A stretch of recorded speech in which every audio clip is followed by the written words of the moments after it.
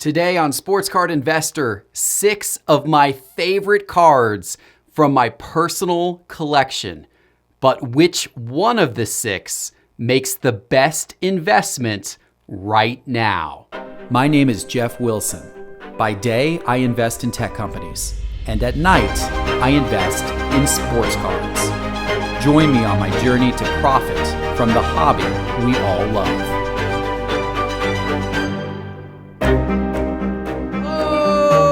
Sports card investors, and welcome to another episode.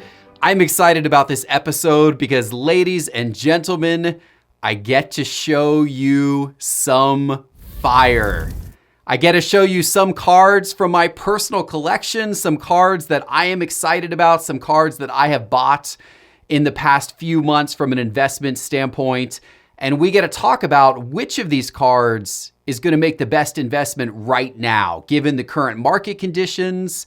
If I could go out and buy more of any one of these 6 cards that I am about to show you, which one of the 6 would I buy more of? It's a throwdown Thursday of sorts, pitting these 6 cards together. So let's have some fun. Let's jump right in. So the first card that I'm going to show you, this is one of my very favorite cards that I own. I absolutely love this card.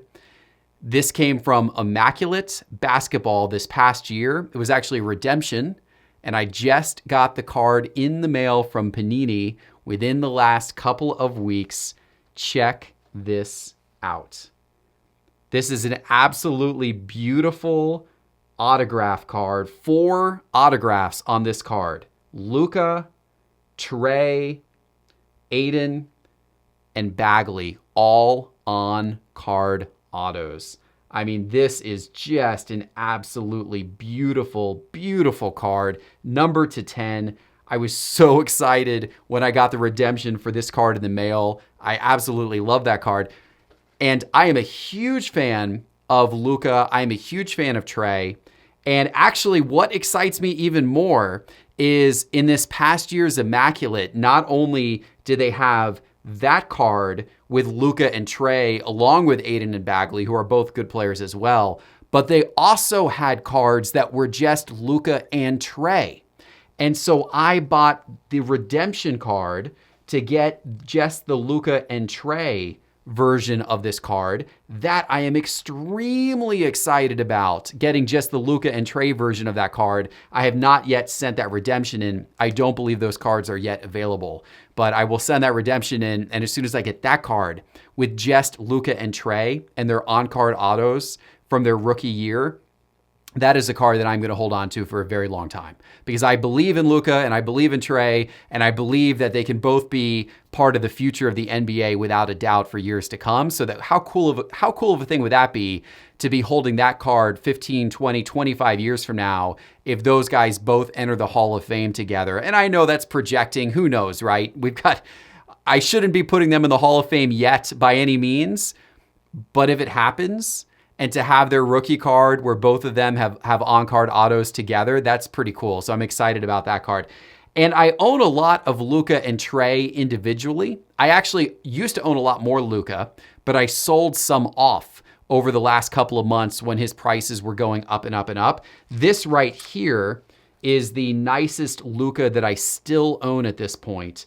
And this is particularly nice because it is a black label 10. So 10s in all subgrades. That obviously makes it extremely rare. It is from the Donruss Optic set, and it's certainly hard to get a black label in Optic. It's hard to even get a pristine or even sometimes a 9.5 in Optic, and that's numbered to 249.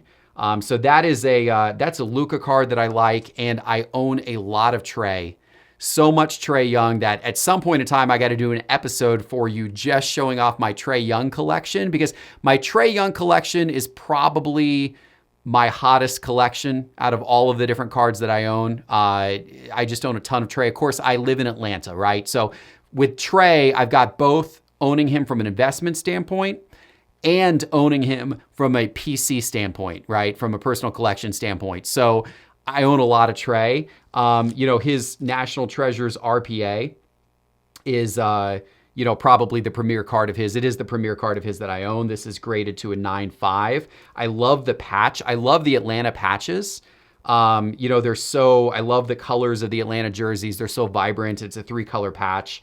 A beautiful on-card auto, very, very, very, very clean, number to 99. Now, you might be wondering, why doesn't this have subgrades?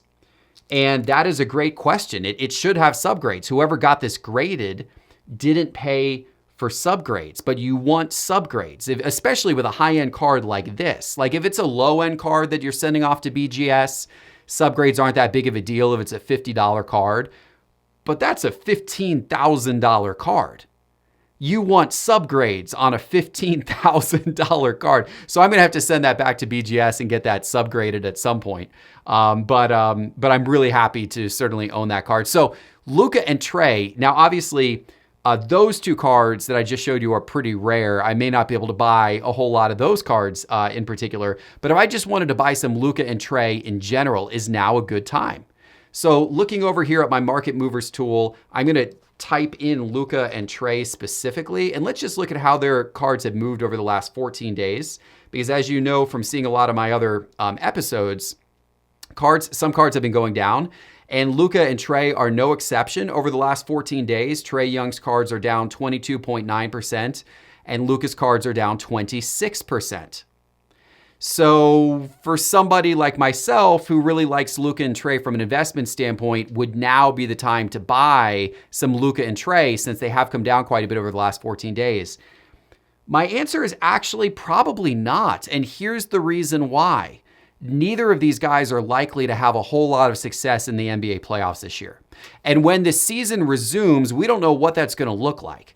But what we do know is that there may be no regular season, or if there is a regular season, it's probably going to be cut down and shortened, which means you're hardly going to see any more Tre Young this year because the Hawks are certainly not making the playoffs. Now, Luka and the Mavericks are probably going to eke into the playoffs, but I don't expect a big playoff run for them. Certainly not with the likes of some teams in the West, like the Lakers and the Clippers. I don't expect the Mavericks to make a ton of noise in the playoffs.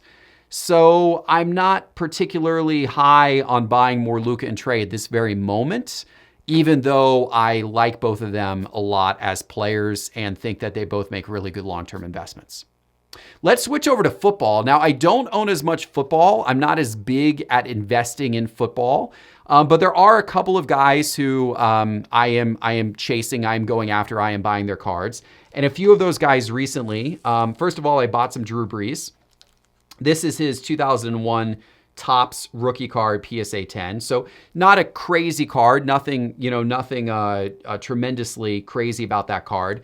But I like Drew Brees, and I bought that card before the playoffs this year because I thought that this was finally going to be the year for the Saints.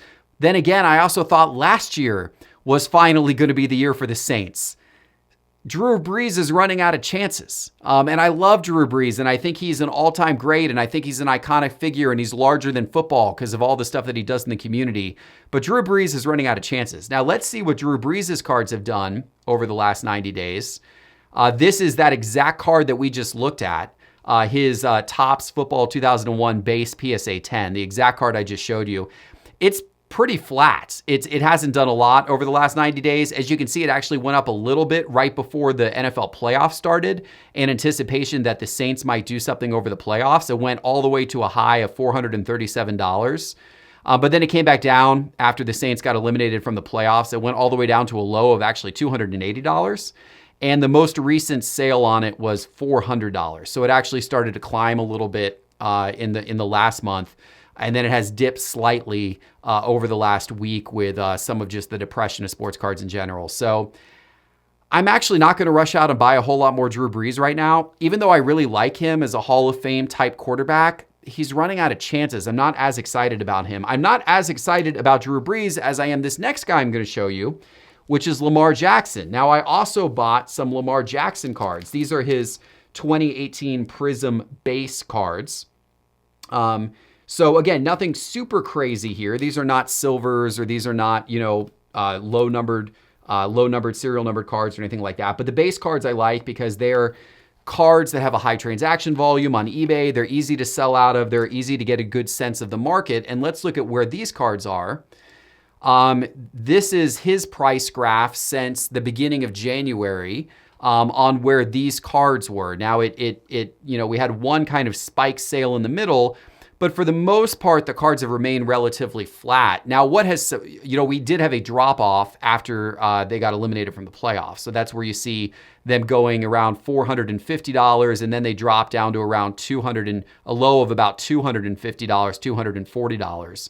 And then they've kind of remained flat since then. They've started to go back up a little bit. Recent sales of this card have been about $398. I actually have been surprised that this card has been climbing back up in the off season. I would have thought, since we're still early in the off season, that there wasn't a whole lot of interest of people chasing Lamar Jackson cards right at this moment, but they've clearly gone up quite a bit. But then again, all sports cards have gone up a lot over the last few months, the last couple of weeks excluded from that. If we don't look at the last couple of weeks where things have been a little crazy, with sports paused, sports cards in general have gone up a lot. Lamar Jackson's cards are no exception to that. So I still like Lamar Jackson as an off-season buy this year, although there's nothing about his current prices that are telling me he's a particularly great deal at this moment versus where they might be in a month or two or three. Maybe they'll still be going up a little bit, but this doesn't look to me like it's a wonderful buy now, you must buy now type situation. So let's move on to baseball. Let me talk about two baseball guys who I had been buying from an investment standpoint. So one is Derek Jeter. Now, I actually bought a lot of Derek Jeter last year in anticipation of him making it into the Hall of Fame and his Hall of Fame announcement. This is one of the few remaining Derek Jeters that I actually own. This is his 1993 SP foil, a very tough card to grade. This is a PSA 8 for that reason. I actually owned this card in a PSA 9, and I sold it right around the time that it was announced that he had made the Hall of Fame class. And got a bit of a profit on it. Nothing crazy compared to what I had paid for it, but I did get a bit of a profit.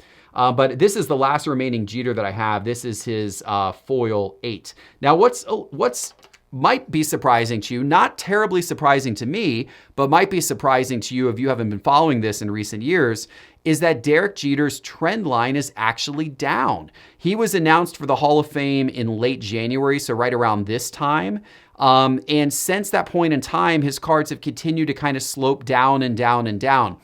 But this is not totally unexpected. We actually saw this pattern in prior years with players that were announced to the Hall of Fame, where they tended to see a spike right around the time of their Hall of Fame announcement. And then after the Hall of Fame announcement, things actually softened a little bit because it was kind of like, oh, the big news is finally here. Now everybody knows they made the Hall of Fame. And now there's not quite as much interest maybe as, there once was leading up to the Hall of Fame announcement. However, I do think that over time, this trend that we're seeing right now where Derek Jeter cards are sloping down, they'll start to slope back up again. I mean, this guy's one of the all-time greats. He's a first ballot Hall of Famer. He was almost a unanimous Hall of Famer. He was one vote shy from being a unanimous Hall of Famer. Probably should have been a unanimous Hall of Famer. So he's one of these all-time great players. A ton of championships, played for the Yankees, practically a Mr. Baseball guy. I think Derek Jeter makes a really good long-term investment. Would I buy Derek Jeter cards right now? I would say yes. Out of all of the players that I have showed you so far, Luka, Tre, Drew Brees, Lamar Jackson, based on these numbers and the slope that Derek Jeter has been on, I'm more hungry to buy Derek Jeter cards than any of those four guys that I told you about before. But the Derek Jeter cards are going to be more of a long-term hold. They're not going to be a buy them and think you're going to flip them in 6 months for a profit. Because any type of price escalation that Derek Jeter has is likely going to be a slow, long-term gain in prices. But he is a generational talent. Because you can buy him at a discount today compared to where he was 3 months ago, I think it could be a pretty good time to actually pick up more Derek Jeter cards. So that's something that I have in my plans to do. Over the next few weeks, I will be hunting around. And in my Market Movers tool, by the way, I showed this last episode, there's now a link to click to see all of these cards for sale on eBay. So if I wanted to buy this particular Derek Jeter card again, the PSA 8, I just click that. And it takes me straight to eBay. And look, right there, I see all of that exact card on eBay, perfectly sorted, no junk in the search results. We have gotten you the most clean possible eBay results, look at that. All you are seeing is this particular card. There is no junk in these results, and that's because of how we've set up our whole Market Movers tool. So it makes it really easy to shop for the cards that you're looking to find really good deals on. All right, let me show you this last one. This last one, also from baseball, another intriguing one to think about possible buying opportunities. And I am talking about one of the baseball players who has been the absolute hottest during this offseason, people buying up his cards. I'm talking about Ronald Acuna Jr. And these are two beautiful Acuna 2017 Bowman First Prospect cards, First Prospect autos. This is his regular First Prospect Chrome auto. This is his Chrome, but this is a BGS 10 Pristine. So that makes this card particularly special to have a BGS 10 Pristine in his First Prospect Bowman Chrome auto. And then this is the Refractor. These are extremely rare. The Refractor 2017 Bowman, and that's a PSA 10 in the Refractor. So both of those cards are really rare, really sought after Acuna cards. And I really do like the 2017 Bowman First Prospects of Acuna better than the 2018 Topps updates that a lot of people chase, because the Bowmans are more rare. Those Topps updates, there's a big population count of those Topps updates. A lot of those have been printed, whereas the Bowman Prospect cards, and certainly if you get into the autos and that type of thing, you're getting cards that are a lot more rare, so I like those. And let's take a look at what those have done. Now, in this case, the graph is starting at a low of 1,800 and a high of 2,400 just to show the trend line. These were down at about $1,880 a few months ago. They got up to a high of about $2,338. And then one just sold the other day back right around $2,000 again. So we've seen some decline in these. And this is, by the way, his Chrome Auto PSA 10, not the Refractor. And this is not the Pristine 10 because there's very few of those out there. This is his PSA 10. And so we've seen a little bit of a decline. Now, granted, there's not very many sales of these. Only 6 of these have sold over the last 90 days because it is a rare card.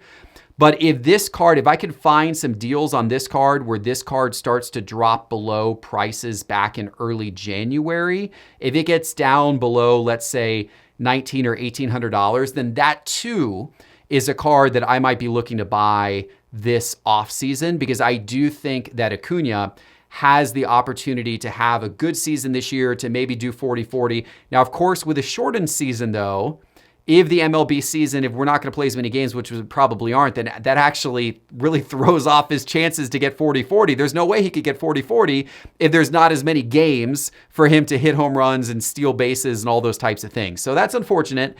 It is true that all modern day young baseball players are going to suffer a little bit statistically from this season being shortened. It will have an impact on their career statistics. So players who were racing towards, early career milestones, it's going to take them longer to get there because this MLB season probably will have less games. We don't know for sure. It's possible they'll extend the end of the MLB season into December and try to play as many games. Who knows? But there's the possibility there will be less games. And if there are less games, then there are less statistics. So that is something to keep in mind when investing in a younger player like an Acuna.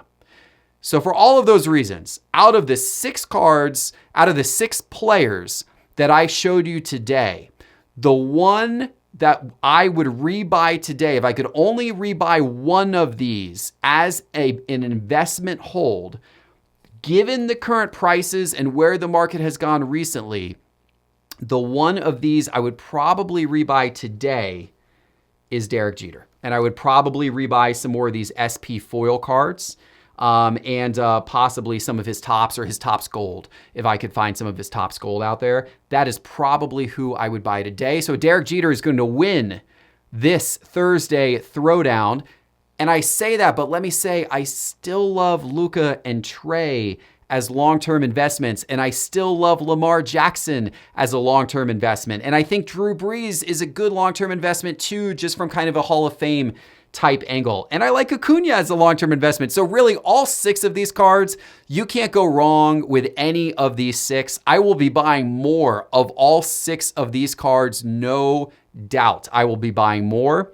It's just that with Jeter's recent price slide, might be buying him a little sooner than some of the other guys. Folks, I hope you enjoyed this episode. If you enjoyed looking at these graphs and statistics and you like getting into data, then you are going to love my Market Movers data tool, and you are going to love my membership program, because every week as part of my membership program, I give my members insider reports on trending cards in the hobby. And those members who also buy the Market Movers data tool have full 24/7 access to the graphs and the players that I just showed you today. You can check all of that out by going to my website, sportscardinvestor.com, and clicking on the membership link in the main menu bar. Again, sportscardinvestor.com, and click membership. Thank you so much for joining me for this episode. I've got a fun one planned for you this weekend, so tune back in a couple of days. Until then, stay safe, everybody. I'll see you then. Take care.